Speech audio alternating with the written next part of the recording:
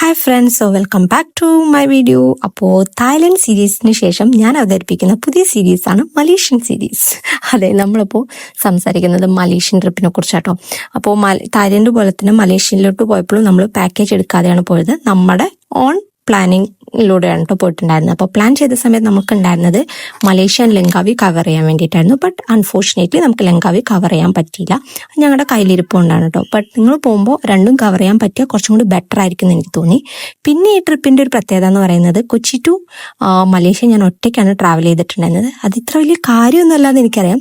എന്നാലും കൂടെ ആരെങ്കിലും ട്രാവൽ ചെയ്യുന്നുണ്ടെങ്കിൽ നമുക്ക് കുറച്ചും കൂടി ഒരു ധൈര്യമല്ലേ. ഇപ്പൊ കഴിഞ്ഞ ട്രിപ്പിനാണെങ്കിൽ ഹസ്ബൻഡ് ഉള്ളത് കൊണ്ട് തന്നെ എനിക്കൊന്നും അറിയേണ്ട വന്നിട്ടില്ല.